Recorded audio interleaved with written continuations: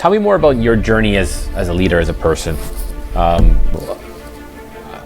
You've always been on the cusp of innovation and technology. So it's more about how did your leadership style change? How do you adapt? I know you talked about that empathetic leadership.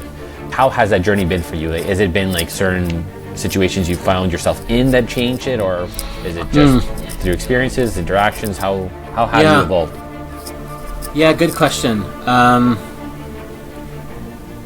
What a great question. I mean, if I compare the leader I was maybe 4 years ago with the leader now, you got to think of what all companies, including our company, has gone through in the last 5 years, right? A pandemic, a war in Europe, the tech community or the tech sector not blowing up, but really experiencing difficulty, having to reduce staff, having to raise money under difficult circumstances.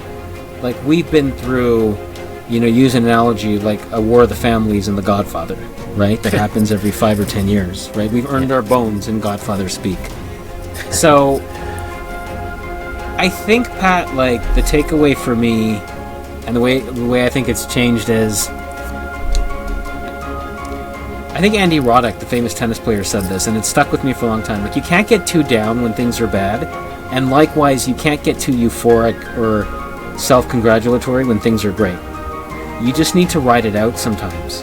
And it's just to recognize that thing that other entrepreneurs tell you about persistence and just sticking with it and, knowing the next day will be better, like, that grows you up in a real way when you've got to go through tough times. And a lot of us went through a tough time last year in tech.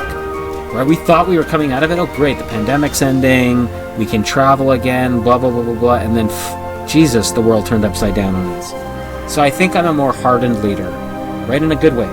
Like, things don't faze me as much, right? An unhappy customer, technology setback, this happens.